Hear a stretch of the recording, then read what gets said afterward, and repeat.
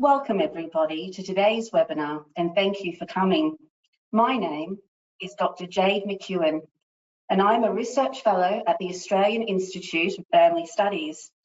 I've been a researcher and a practitioner focused on issues affecting people with disability for over 20 years and am the mother of a wonderful bright spark of a child with autism. I'd like to start by acknowledging the Wurundjeri, Wurrung and Bunurong people of the Kulin Nations, who are the traditional owners of the lands in Melbourne where I'm speaking to you from today. I also pay my respects to elders past, present and emerging, and extend that respect to elders and Indigenous Australians online with us today. Before we start into today's exciting webinar, where we will be discussing a great topic about how professionals can work alongside parents of children with disability who communicate through behaviour. We will look at this subject from several vantage points. One, we'll look at what the research literature tells us. Two, we will look at the experience of practitioners of working alongside families.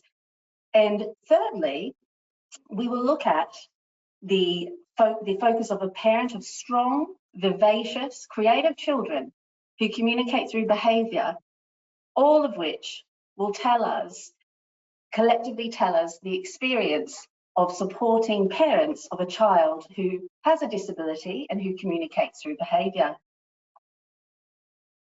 For many children with disability, communicating their needs and preferences with others can be difficult.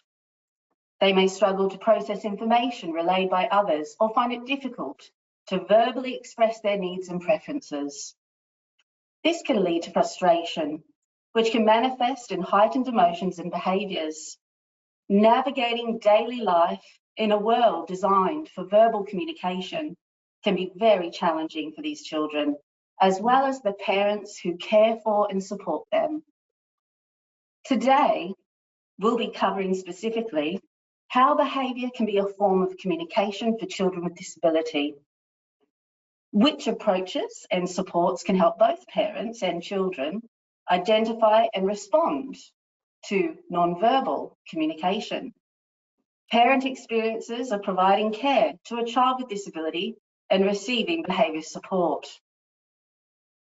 The information will be at a somewhat introductory level and is aimed at supporting practitioners and service providers working with parents of children with disability.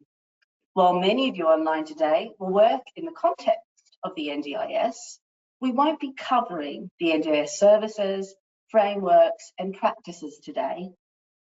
Rather, we'll be focusing on a general context of supporting families and children who communicate through behaviour. I'd like to introduce my esteemed colleagues who are with us here today.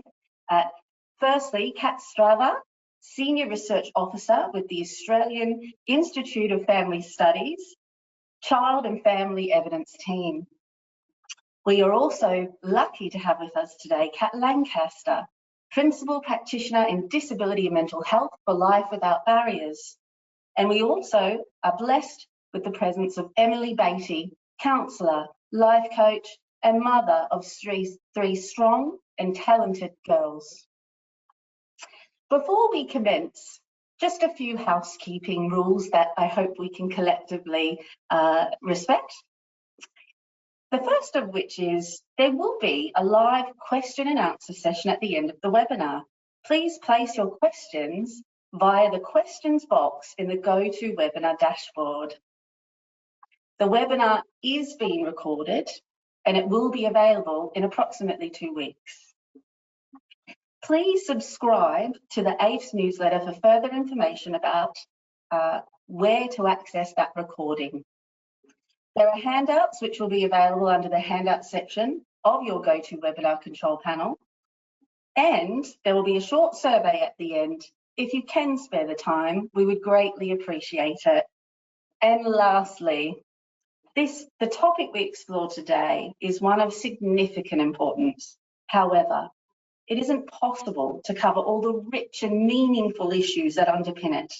So today we will cover broadly several topics of significant importance, but not everything.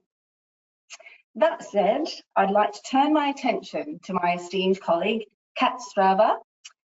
As I say, Kat is a Senior Research Officer with us here at the Australian Institute of Family Studies, where she works in the areas of evidence synthesis, knowledge translation, and research impact. She has particular interest and expertise in areas of human rights, sociology, and supporting child and family welfare practitioners to make evidence-based decisions. Thank you for joining us, Kat. We're very lucky to have you. I would like to start by, oh, lovely. I would like to start by asking you a little about your research. You recently reviewed the evidence base pertaining to the effectiveness of strategies to support parents of children with disability who communicate through behaviour, often referred to as behaviour support. Can you tell us about some of your findings? I can. I'll give you a bit of background on the research project as well, so we can kind of put those findings in context. We engaged with researchers, practitioners, and parents of children with disability to try to understand the key issues they were facing and what they wanted more information or evidence on. And support for children's behaviours that can be concerning or challenging was a key theme. And there seemed to be a particular interest in which interventions can be used by or delivered to parents to support their child's behaviours. So we reviewed the evidence on which interventions were effective for supporting children's behaviours of concern for children specifically with intellectual disability or autistic children. But we included interventions that are specifically either delivered to parents or by parents and carers, which we referred to as like a broad group of parent-focused interventions. And for behaviours of concern, we use that to refer to any behaviour that poses a risk to a child's health and safety or to others around them, or a behaviour that can act as a barrier to their participation in the community. And we wanted to understand, what do parent-focused interventions look like for behaviour support, and what do they include, and what characteristics are common across parent-focused interventions that are effective. And we found the quality of the evidence was really varied. So there were lots of different study designs, and to answer our research question about the effectiveness of interventions, we only looked at the evidence in randomized controlled trials, and that's a specific type of research. And we did that because that type of study is often considered the best evidence for understanding the effectiveness of interventions, as the studies are designed in a way that we can really see if the interventions are contributing to the outcomes, like children's behavior outcomes. And it helps to minimize things like bias, other unintended external factors that can affect a child's behavior other than the intervention that we're interested in. And other study designs are really important still, like qualitative studies that give us that kind of rich, in-depth information about the experiences of people with disability and their families. And they can be best suited to kind of other types of research questions about contextual factors or people's perspectives, and should definitely be considered alongside the type of evidence that I'll talk about today. And I just wanted to note before I jump into the findings, which I will do very shortly, is that we looked at terminology around behaviours of concern, and we also searched for research using terms like challenging behaviour and problem behaviours, because that language is really commonly still used in research, particularly, and in some kind of clinical context. But we wanted to acknowledge that different language is often used in practice, especially when we communicate with families. And many people, and there was some research that advocates for language around environments of concern and environments that can elicit concerning behaviours, rather than focusing on an individual child and their behaviour.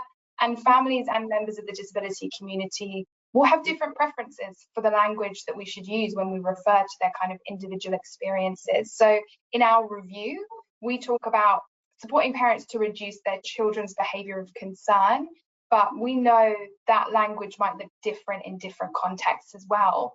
So we started our review by looking at that kind of, what do parent-focused interventions for behaviour support look like? What does parent training mean, and what does it include? And we used existing frameworks from research to identify a difference between something like a parent support intervention that focused on things like educating parents or supporting their well-being without any involvement from their child. And they usually aim to increase parents' knowledge about their child's diagnosis or increase the parents' capacity and well-being. And by doing that, they were able to indirectly support children's behaviours, versus something called a parent-mediated intervention, which were more skills-focused, and that aimed to build parents' capability to actually deliver supports directly to their child. And that's where parents were trained or coached, either in groups or kind of one-to-one, by practitioners and researchers to deliver maybe a specific intervention or develop behaviour support skills that they can use at home. And the evidence in the review highlighted that these parent-mediated interventions were studied most often, and they were really frequently found to be effective. So that kind of practitioner to parent to child model.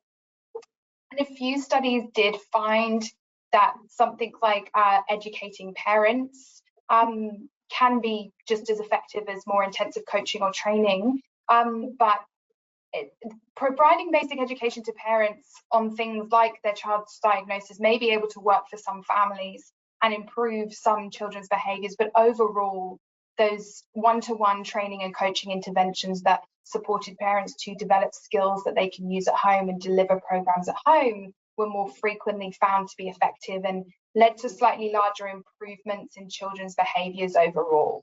And just to note that nearly all parents included in the studies were female. So there seems to be a bit of a lack of knowledge on how these interventions may work for fathers, male caregivers, gender diverse caregivers. It might be the same as mothers, but we just don't know from the evidence that we reviewed. And we also don't know the cultural safety of the interventions because there were no First Nations or Indigenous families included. A few families with culturally and linguistically diverse backgrounds, but most participants were Caucasian, middle-income households. But overall, those parent-mediated interventions that trained or coached parents to provide support or deliver a specific program directly to their child were effective at improving children's behaviours. And the full findings of the review, along with the methodology, implications for practice and everything, will hopefully be published later on this year.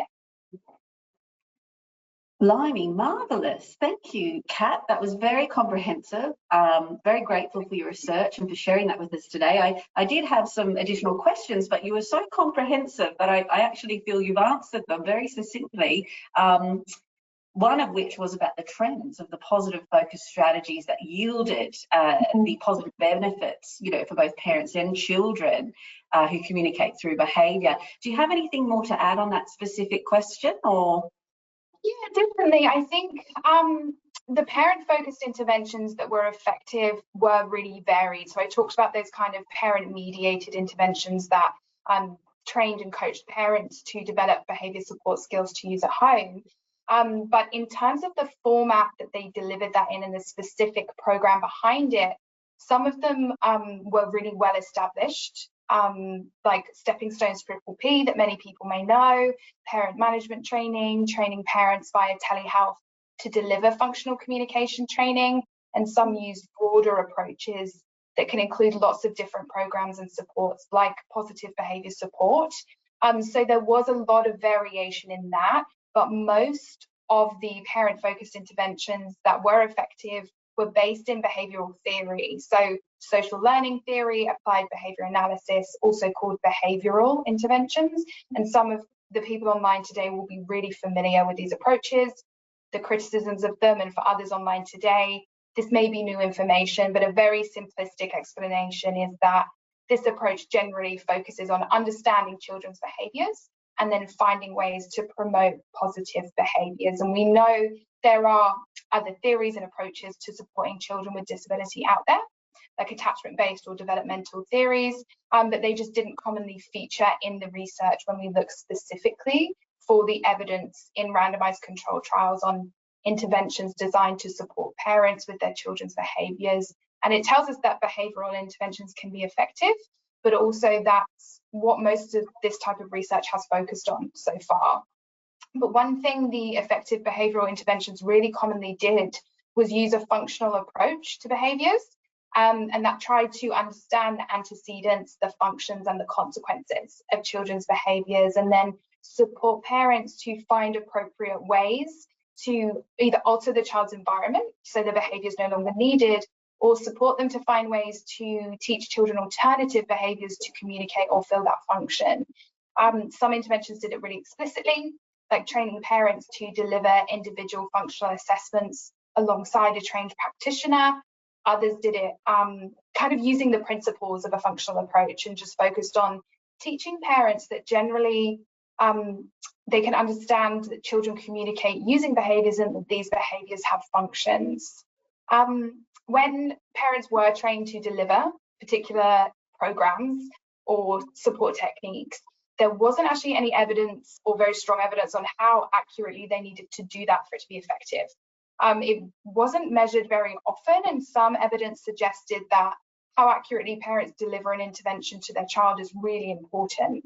Other evidence said even when parents weren't delivering interventions to 100% accuracy, it was still really effective at improving children's behaviours. So we didn't have any conclusions on that. And I guess while all of that isn't necessarily new information, the overall evidence reinforces our knowledge that parents can be trained to effectively deliver behaviour support to their children, particularly ones that were based in behavioural theory. So that was the parent-mediated interventions that were behavioural, and interventions of varying format and intensity can be effective. There wasn't a specific way they had to be delivered for them to work. Some of them were telehealth, some of them were in person, some of them were group, others were individual. And lastly, a functional approach to behaviours was shown to be effective, and that functional approach to behaviours could be used by a lot of different people in a lot of different ways as well. Blimey. Well, thank you once again.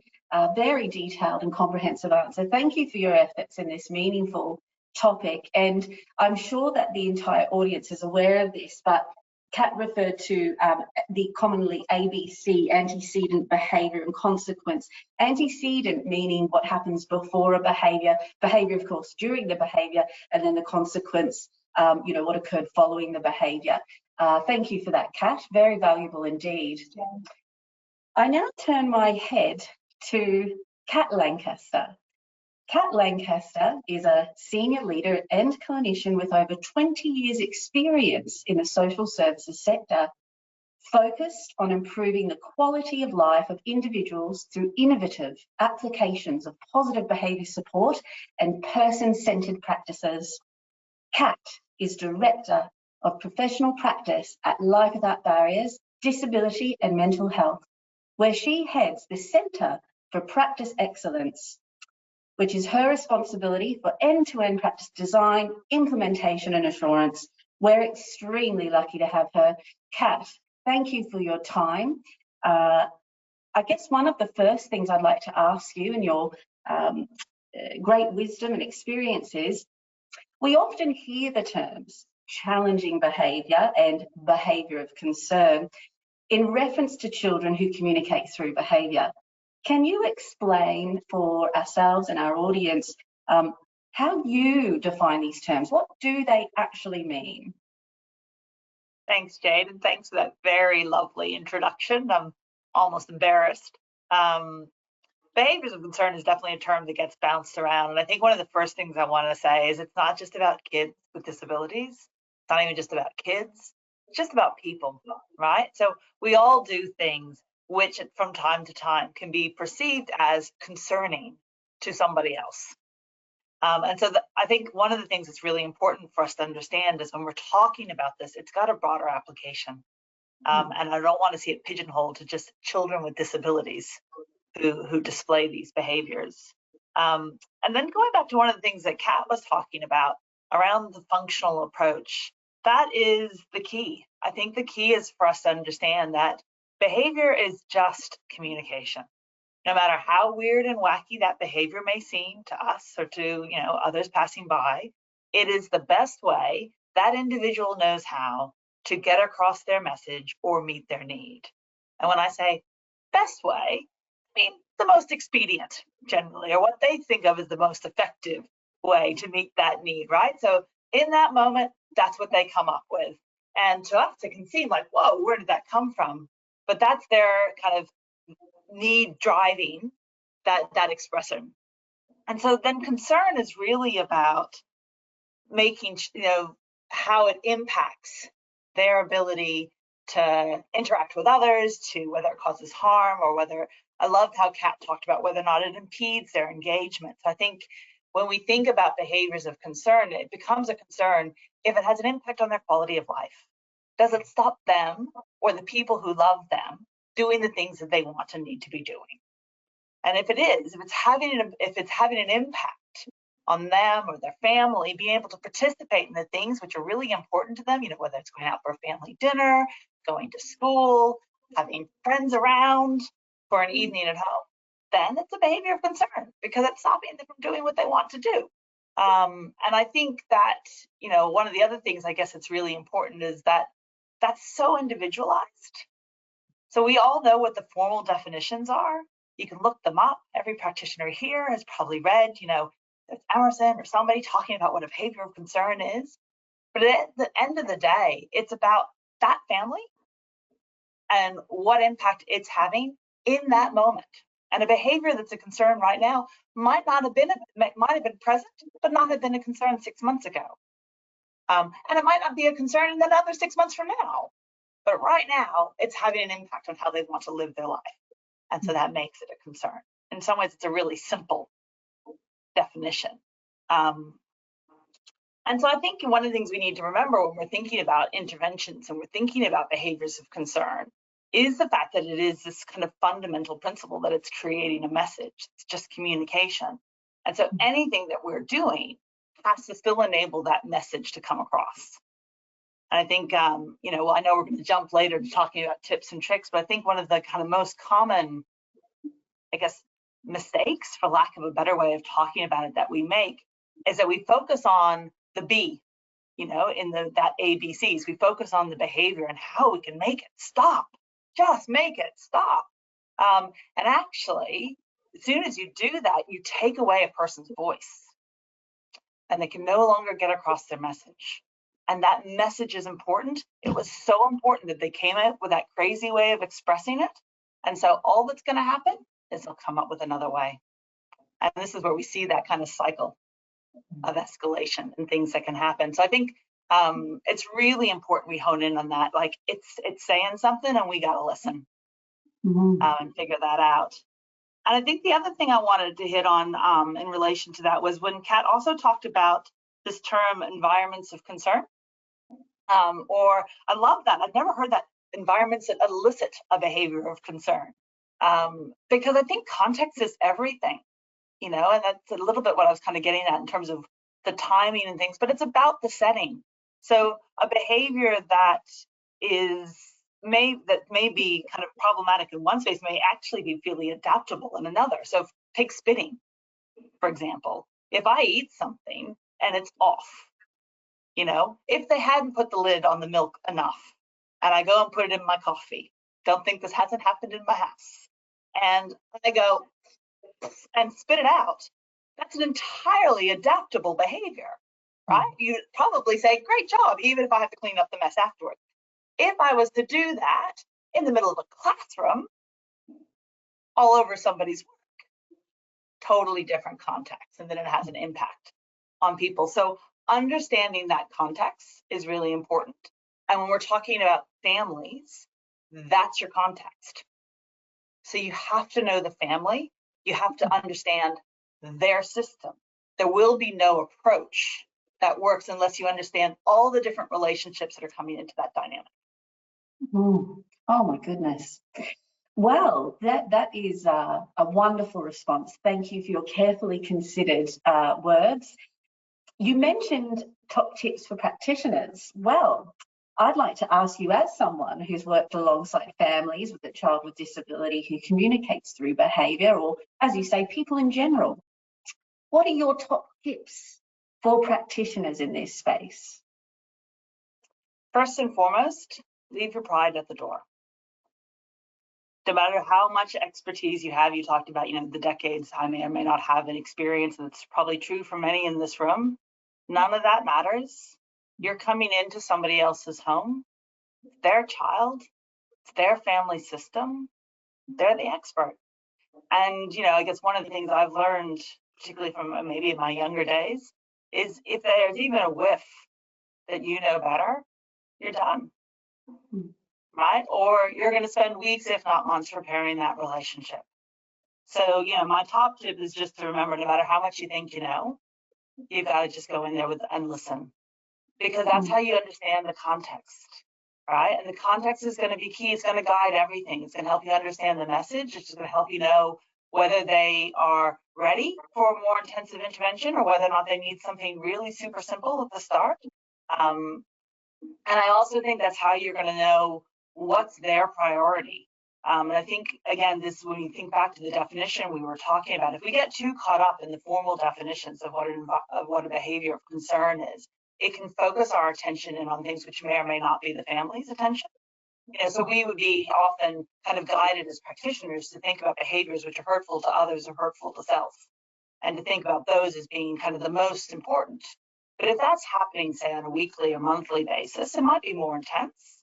But it could be that every single time a direction to get ready for school happens, that things are challenging, and that is every day. So then that becomes more of a concern because it's the frequency about it. So I think, you got to kind of leave your judgments at the door and just go in with that listening ear. And the other, I guess, the thing that also leads to is that builds that trusting relationship. It builds your kind of credit in the bank, so to say, because asking someone to change how they parent, which at the end of the day is what you're going to be doing, is a really big deal. And I don't know if there's any other parents in the room here, but it'd be really difficult to hear a message. I think about this often for myself as a parent, that have someone say, actually, it's the way that you're responding in this circumstance, or you are not meeting this need for your child, and this is why they are expressed. Like, that is really hard to hear. So remember that and carry that weight. It's an important weight that we carry as a practitioner. And it's an important weight that we, as a parents, will be carrying to make a decision that child or young person should express themselves in a different way, right? It's hard for everybody. So I think, if you've ever tried to change, a behavior yourself, and I've certainly told myself a couple of times, maybe I shouldn't have that extra glass of wine at the end of the day, or I don't need chocolate every evening. I do really need chocolate every evening. That's really hard. It's really hard to do that. So recognize that what you're going into is going to be really hard work. And actually, it's good to acknowledge that up front. I often do. When I'm talking to families, I'll say, listen, I get this is a big deal. It's a big deal for them. It's a big deal for you. And so then that also comes to my next tip, patience. Pace yourself, right? You've got to know that this is the marathon and not a sprint. You might get some quick wins, and they might all disappear the following week. Don't get frustrated. That's the process. It's circular. It's never linear. And so you got to be ready to kind of pace yourself along with that and ebb and flow. Sometimes families are ready. They come to you and they're like, boom, let's do this. So you can go and you can really push. And other times you're going to go and they've got a bazillion other things happening and you just happen to have an appointment at that time. And so they didn't want to let it go because God knows it's hard to find a behavior support practitioner. There's far more need than there is, practitioners available. So they said yes, even though last week their mother ended up in hospital and so-and-so's just broken their arm and they're trying to, all those things. So just recognize there's a dance that plays out in that. I think those are kind of my big ones. And I guess, think about, I guess the other one I would say is think about your easy wins early on. That don't tackle necessarily, I often say, even if it is a big concerning, don't tackle the big to start with. Look for the simple things. It can be simple things like, using timers, visual routines, one small element of a day. Let's see if we can get teeth brushing working. Let's see if we can get someone to sit at the table for 2 minutes. Because I think that sometimes just having a little success can give everybody a sense that you're making some progress. And lastly, remember you're working with kids, so as much as you can, make it fun. Right? More things can be a game. Like if I'm learning a new skill as a game, way better than just being told to have to do something different. So, make it fun, make it silly, never ask for 100%.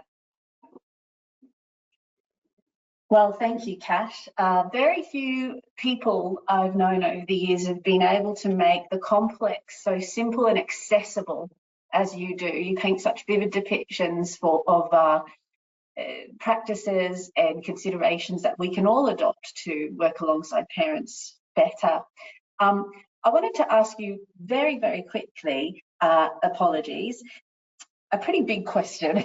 It's a bit of a test. What can parents or caregivers do in the heat of the moment when their child might be experiencing heightened emotions and behaviours? So the main thing I guess to remember in those moments is you have one simple end game. Do least harm. Least harm to the person, to yourself, to the environment. There is actually no other goal in that moment, because when someone is heightened, when they're in that lizard brain, it's not a teaching moment. It's not going to be the chance where you change, give them a new way to express that message or address their function in a different way. All you're looking to do is reduce harm. And so, you know, a lot of the times, actually, rather than having some fancy, you know, response system, all you need to do is do something silly. Do something, you know, get in with them, connect with the child, you know, co-regulate, you know, whatever it is that works for them. Give them the hug, give them the Coke, you know, go for the walk. Do something nice just to change the dynamic for each other. Do something completely wacky or unexpected. I think one of my favorite stories, which I've shared with you, is I was working with a family who had 4 young children, all under the age of 5 and all on the spectrum. And it was one of those mornings when I arrived, and the world was clearly happening. So I just started kind of helping one of the older children, getting ready with various things. We're all in the kitchen. She was with the baby at the time, and the toddlers found the fridge, and they started decorating the floor with the various items that they found in the fridge. Now, there's a lot of ways you could respond to that. You could yell, you could scream, you could snatch things out of their hands to stop the milk being poured on the floor. And what did she do? She jumped on the kitchen table and she started singing Let It Go from Frozen. And it was awesome. You know, she was letting it go in the most genuine way. And all 4 kids stopped. Everything stopped. They were singing and they were watching. And that gave a moment to just shift the dynamic.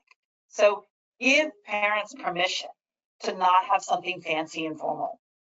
There doesn't need to be something that is like, you know, I guess, focused on the function or that specific behavior. You just want to stop it and give yourself a chance to breathe, give them a chance to breathe, reset, and start again. There's no loss. Wow. Well, that story stays with me, and I think it's a wonderful depiction of how to move things on in a way that, as you rightfully say, is light and full of laughter and warmth, and just redirects behaviours in another way when we're in our lizard brain, as you rightfully say. But also, I love that it positions the parent as the expert. I think of all the things you've said, that's my favourite, that families, parents, children about themselves, they are the experts. So thank you, Kat. Always a pleasure. And we will come back to you. But now I turn my head to another esteemed colleague. Pardon me. Emily Beatty. Thank you for coming, Emily. We're delighted to have you. Thank you for affording us the time, because you are the busy mum of 3 gorgeous, spirited girls. Her eldest, almost 7, is autistic with probable ADHD. Her middle daughter, who is 4 and a delight, shows possible signs of ADHD also. After completing a double major in psychology with forensic science and sociology, Emily completed a Certificate 5 in mental health and an honours degree in psychology. Emily worked for 4 years in child protection and family violence units before leaving to have children. Emily has since completed studies in birth, trauma, sexual abuse, child education, including completing her individual clinician trauma specialist certification. Now, Emily is a private counsellor and life coach, primarily for women and parents. Wow, Emily, that is something. I don't know how you do it, but you do it well. So I would like to ask you a few questions, if I may. The first of which being, can you tell us about a time when a professional has nailed the supports provided to you and your children around behavioural communication? Yeah, absolutely. And I'm so happy to be here. This is such an amazing space to be in, and hearing the two cats, is that okay to say, talking before me has been really wonderful, because it really highlights a lot of the things I would have wanted to say anyway.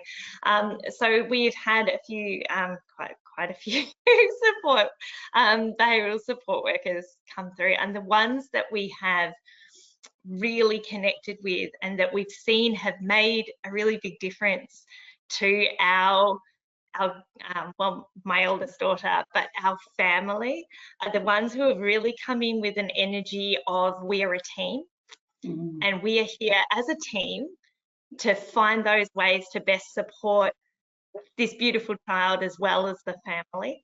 And so I kind of have these images of us all sitting around with our own puzzle pieces and putting them together. So there's no puzzle piece that's more important than another piece, you know, you need them all. So when we've had practitioners come in who perhaps haven't had that view, they have come in as kind of the hero coming to save the day, we've never been able to really connect. There's never been that deep connection that we've had with other workers, and so they haven't been probably quite as effective. But those ones that we've loved have taken the time to get to know the family, and I think this came up in the research, was individual families.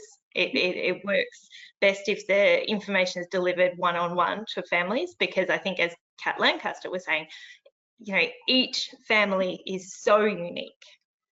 Each family has, you know, I've got 3 girls. That's going to be very different from a family that has 2 boys. The ages are different, the culture, the heritage, everything's really different. So if you're trying to kind of cookie cutter specific supports without understanding the family dynamics, that won't work. So those ones that come in and go, hey, you've got, you know, 3 girls, tell me about their relationship. Tell me about how they respond to each other. You know, how does that work? Those bits of information are so important, and they're the ones we really got to know. And I suppose very quickly I'd kind of affirming, but actually seeing my daughter's quirks and super excitement and big movements and artistic amazingness as exactly that, as just lots of beautiful, rich incredibleness that she is, rather than seeing problems, rather than kind of going, wow, that excitement's huge, we might need to try to, no, it's beautiful, let it go. So that kind of strength-based and making a point of getting to know who she really is, beautiful stuff. I love that you just said let it go, and it fits so nicely with what Kat said. What a wonderful message. And I love your analogy about puzzle pieces and no one person being more important than anybody else. Just very vivid. Thank you for that. I move on to another question, if I may. We all know that words can be very impactful. How do you prefer professionals talk to you and your children about behavioural communication? I think we really enjoy it. Sorry, I'm so sorry. I have a cat attacking me right now. Let it go. Let it go. I think that the professionals who come in with that really technical language sometimes accidentally put up barriers. So it's really that professional coming in with the DSM and that really immediately you kind of tense up, like, okay, here we go, and it puts some barriers between the professional and the families. The ones that come in, they're not sugarcoating anything, because these families and ourselves are living it. We don't need it sugarcoated. Just really straightforward, empathetic connection with their language is what's best. And I think we found each family has kind of their own language that they might use for certain things. Like, and I was trying to think of one, but I know sometimes when my daughter is quite manic, well, she herself will go, I'm feeling as mad as a hatter. You have your own little languages. And I think if professionals can hear those and kind of bring those in as well, it can be quite rapport building. And I think particularly with the young person as well, if they can hear their own language being reflected by someone who's new in the family, it can be a good connection. So yeah, so not overly technical, not sugar coated, just straightforward, honest people talking to people. Yeah. Again, what lovely, clear information from personal experience that we can all adopt, accessible, plain language, and empathy and a genuine approach. So thank you for that. I do have one more question, and that is, what are your top tips for professionals as a parent? I think, and I think I've probably said a couple of these, but I'm going to say them again, is getting to know the family, the whole family. So again, professionals who have really made a difference have gotten to know my middle daughter as well, because she is a huge piece of the puzzle of how our family works. So getting to know her has been huge. I think just remembering, and again, that rapport building and that connection is that if my daughter's in the room, talking as though my daughter's in the room. So, you know, having those big conversations with the family, my daughter's listening to everything. And so if you need to talk about the hardest points that we have in the family, sometimes it's actually best done via email beforehand. Because if you as a professional come into a family's home and sit in front of the young person and say to the family, tell us all her worst moments, that can actually be quite shame-inducing for the kid to sit there and have their parents say all these things. I'm getting teary, I'm sorry. Yeah, so I think just remembering those things, that this is an ecosystem. The child's not in a bubble kind of floating through the world trying to avoid sharp edges. We're all in it together. And so making sure that as you come in as a professional, that you're really coming in with that open mind and connection-based focus for the family. Yeah. We cannot thank you enough, Emily, because whilst we all come to the table with meaningful experience as you know, practitioners and researchers, and yes, I too am a mum of a child on the spectrum. I think there is something really unique about you coming here today and sharing your personal experiences. You're really giving of yourself, and we value that and we greatly appreciate it. Some fantastic points there that I think we all can walk away richer for. So thank you very much. So I now move on to the last part of our webinar. It's gone far too quickly, and that's a little bit of a question and answer session. I'd like to direct some questions to Emily and Kat, and it's about education. Education plays a huge role in our children's lives. Are there any considerations in education or school settings that professionals should be aware of when supporting children with disability who communicate through behaviour? There are lots of things, I guess, for us to be aware of when we're moving the educating system, but many of which we've actually hit on. So I guess, though you are working with a child, in the context of addressing behavior, you're working actually within the family system. And so, you know, I think it's really important to make sure there's an open conversation and open dialogue with the parents talk to them about what's working at home. Talk to them about what they might be working on at home. There's probably tips and tricks you can be sharing both ways. And actually the most effective way you're going to help a young person learn to express themselves in a new way, which is what you're doing, is if you're both working at to the same goals. So trying to think about what's going to make a difference in both environments, so there can be some collaboration there, so there can be some consistency for the young person, because one of the challenges might be that they're trying to learn two very different things, and Lord forbid, potentially conflictual things in two different environments, and that can be really challenging for them. And I guess the other thing that I would just say, and this is I'm putting on my previous teacher hat, because I was a teacher in a past life. We've got to constantly remind ourselves why the kid's there and what they're. I know we've got a bazillion things we're carrying. We're, so many different things, but in each moment, what is our learning objective? If our learning objective is around skills in the, say, reading, writing, arithmetic space, then the behavior is a side note. It doesn't actually matter how they go about doing that learning. So put that aside.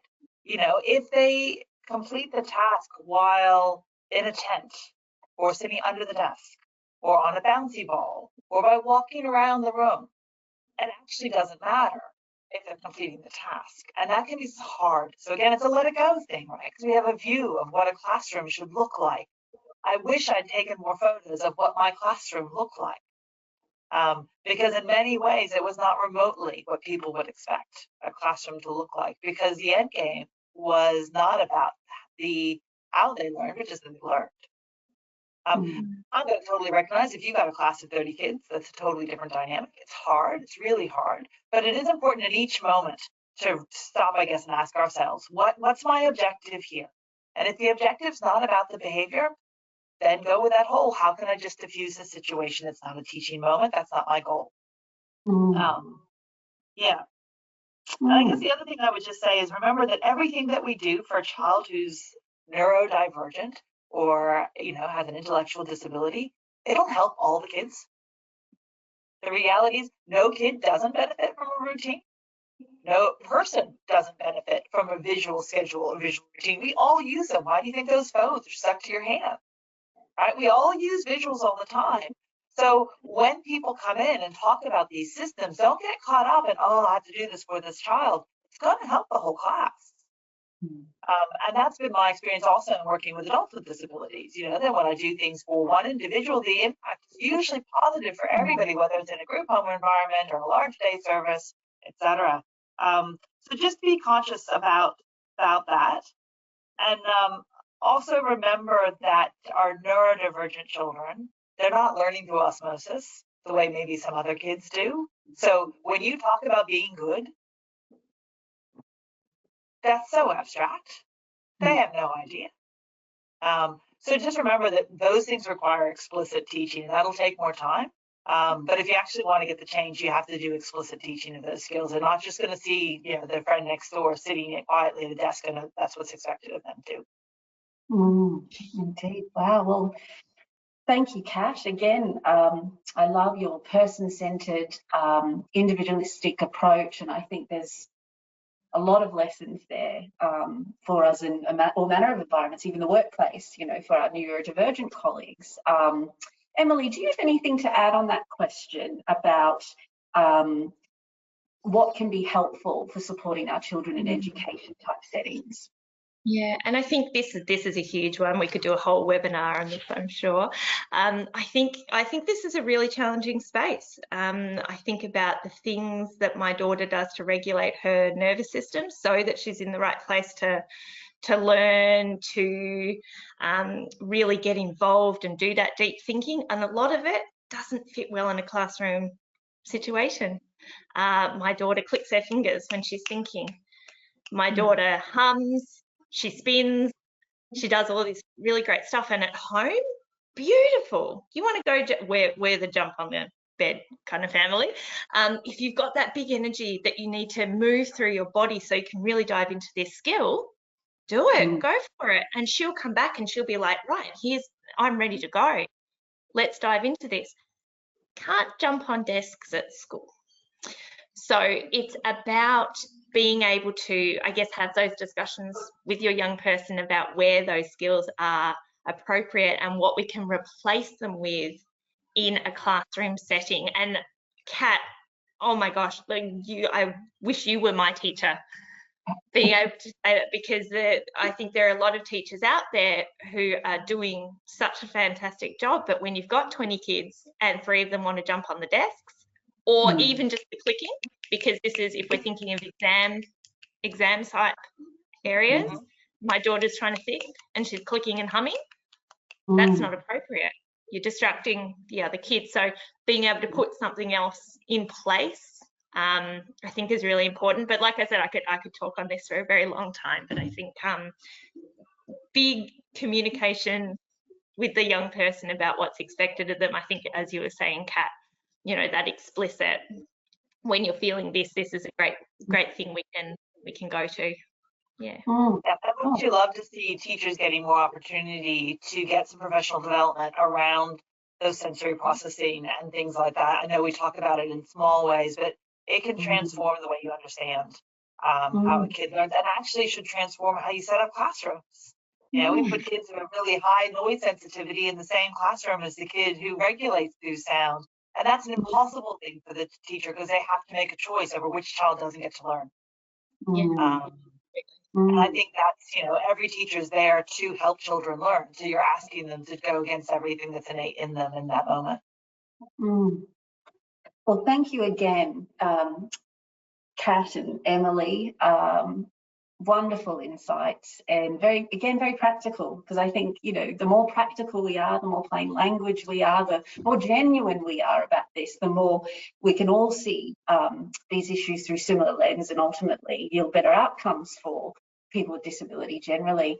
I'd like to ask, just quickly, as we have little time left, unfortunately, Kat Strava and Kat Lancaster a question, which is, diagnosis is often an inroad for families and children to get support.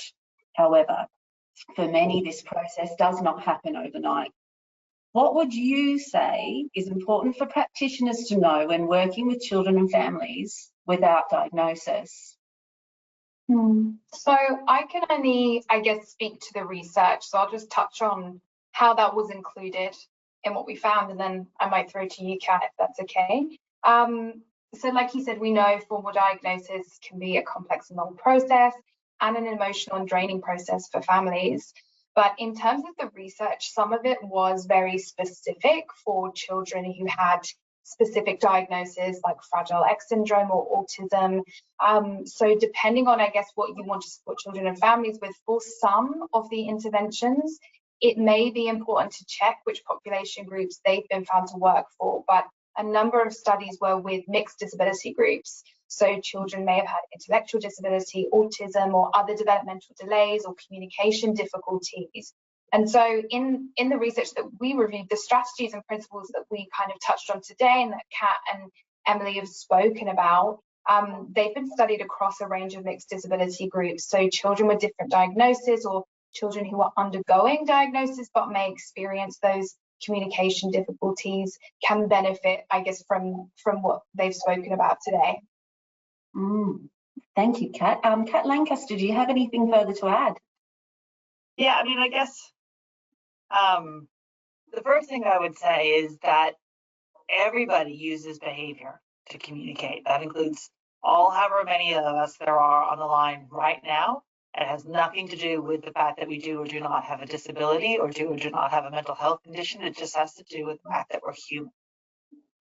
So if we always start from a premise that we are dealing with a human who is their own little person and expresses themselves in their own little way, then we're going to be on the right track. There's no question that knowing diagnosis and understanding how some of those diagnoses may manifest in an individual can help us understand what potential functions might be. If you have a diagnosis, there's certain things that you might jump to. I know that if I'm working with somebody who is neurodivergent, there's a greater likelihood that they'll have more extremes in their sensory processing than the typical population. That's all I know. I don't know what those extremes will be or how they manifest for them and how that may be impacting in that particular environment. So it gives me a starting point, but I get the same starting point when I just watch that child dynamic within the family. So I guess what I'd say is it's useful, but it's certainly not the be all end all, because if you meet a child on the spectrum, you've had a child on the spectrum, it's so different than their brother or sister who might also be on the spectrum. It's just one small part of who they are as a human. Well, once again, very clear and wonderful advice from all three panelists. I'm absolutely delighted. I'm keeping track of time to see whether or not I can squeeze another question in while I've got you here. Let's see. Look, very broadly, and I guess we've got about 2 minutes. If I can just turn my head quickly to perhaps Emily and Kat Lancaster. Strategies for our neurodiverse children. You've touched upon this very briefly, Kat, but are there any specific considerations, practitioner or Emily, that should be considered when supporting families of children specifically on the spectrum? Well, I guess there are a few assumptions you can make, from a practitioner standpoint, and Emily can talk about how that plays out for her kids. But we know that for most individuals who are neurodivergent, that there are elements of their frontal lobe that are impacted. So there's going to be more difficulties with things like planning and initiating activities and sequencing steps. So knowing that, putting in strategies that help with those parts of the way that one approaches a day will always be useful. So that's why routines are so important. Presenting a routine, going visual sometimes can be so important. Because you need something that's more concrete, because it's just not your default, not your happy place. And I think one of the other things I often say to families is to remember in those moments that what we're trying to do is put a support so they don't need to take as much energy to be able to do that task. Because the more energy they use to do each task, the less they have at the end of the day. We all start the day with like this pool of energy and resource. So if I'm going to withdraw from the bank because I don't want them to use a routine, I don't want them to use a checklist, that's fine. They may be able to learn to do that, but they will take more energy because that's not how their brain is wired. And so then there will be less at the end of the day, and we may well deal with the consequence of our previous decision. Similarly, that anxiety is likely to be present. So think about what you can be putting in place to manage and to help them manage that. And as I said, that sensory processing is likely to be a factor. So you can then think about how does that manifest for that person? Where do they have their higher and lower thresholds? Well, marvelous advice. I would love to ask each and every one of you more questions. And as said at the beginning of this webinar, this is a rich and meaningful space. And we'd love to, and I think there's scope to talk about these topics for weeks probably, but today we've touched the sides, and I think we've done a jolly good job of that. Thanks to our three panel members. We're very grateful for your time. But unfortunately, it is all the time that we have for today. It's clear, as I say, that our discourse is of significant importance. So I think thanking our panelists for their time, our audience for your interest and for coming today, and AIF's Communication, that's Australian Institute of Family Studies, Communications and Child and Family Evidence and Evaluation team for bringing this webinar into fruition. We're very grateful. This webinar, as I said earlier, is recorded. Please subscribe, should you choose to the AIF's newsletter to be notified about where it can be accessed. And there's a raft of rich and meaningful issues within those newsletters every time they come out. So I would recommend that you subscribe to them. We also, should you have the time, would be grateful if you could complete a short feedback survey. And we sincerely value your time, and thank you for joining us with this webinar. And until next time, thank you very much and all the very best.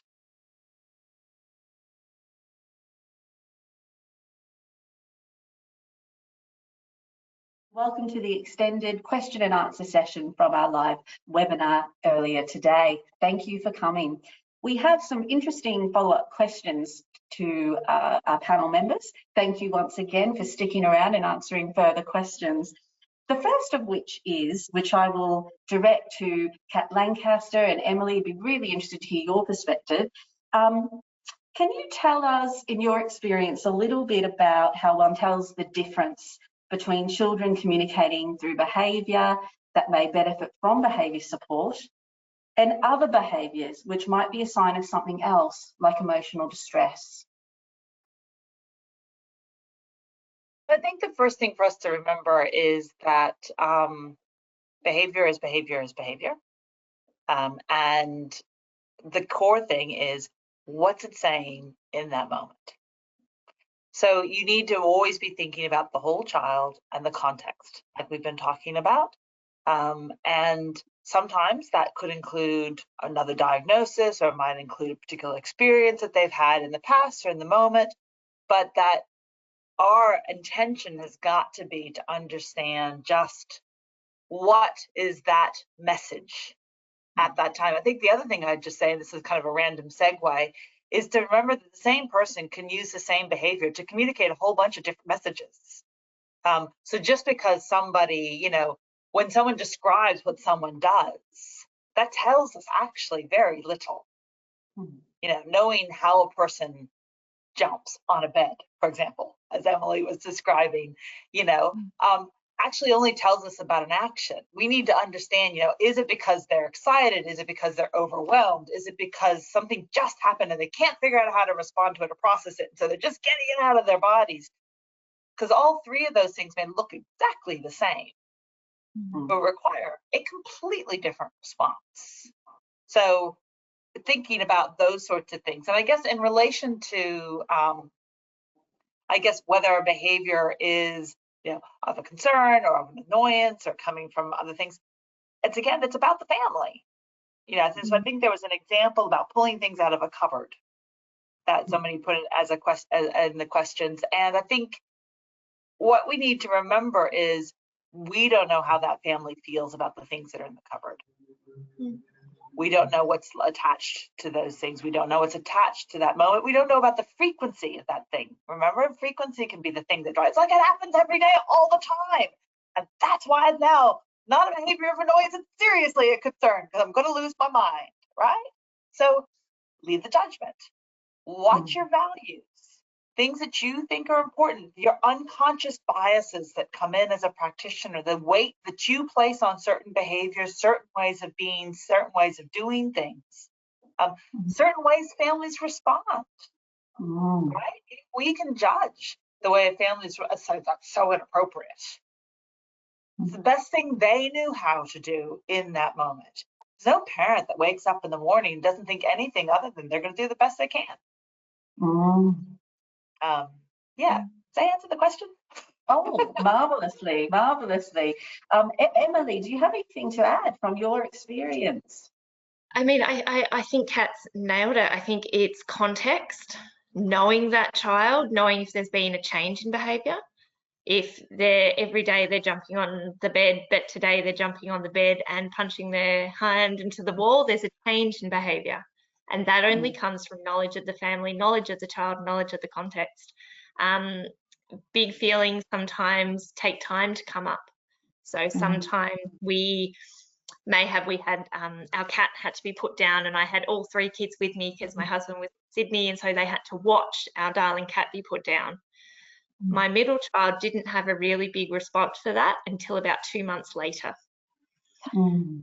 If you came into that family, or into my family as it were, at that time, you'd be saying, well, this behavior is really odd, really strange. It might be maybe it is ADHD, or maybe, you know, trying to fit it into a diagnosis.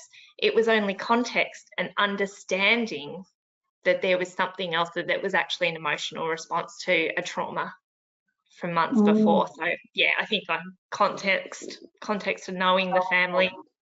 Well, thank you for sharing that. Again, we deeply appreciate your lived experience. I guess I'm curious, you mentioned the word trauma. Should professionals take a trauma-informed approach to the support they provide families, and what does that even look like? I'll throw that open to any one of the panel members. Well, I can jump in. Yeah, go Kat. I mean, I think the first thing I would say is that if you are going to be working in the disability sector, you should have an understanding of trauma, because there is no individual with a disability that hasn't experienced trauma at some stage, because they will be othered, whether that is an individual with a vision impairment who has their stick taken off them because it's metal and they have to get through a metal detector, or they are a person who can't get on the bus because they're in a wheelchair, and not all of our platforms across Australia are available. Like, everyone's had that experience.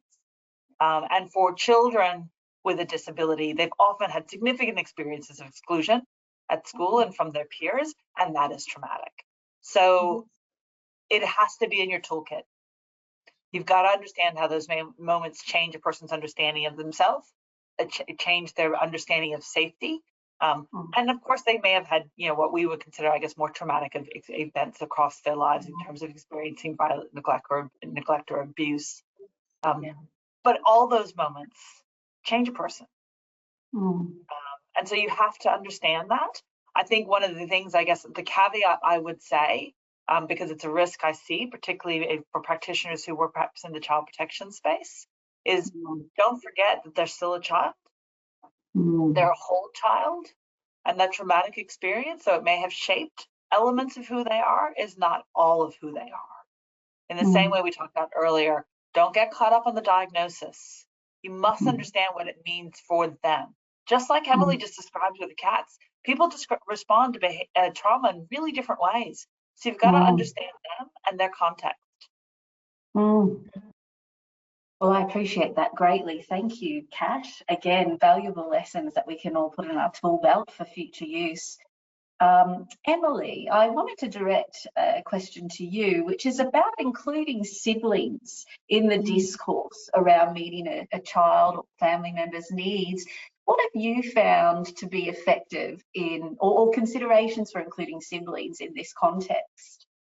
Yeah, it's such an important thing that I think professionals need to be mindful of, particularly when you've got younger kids.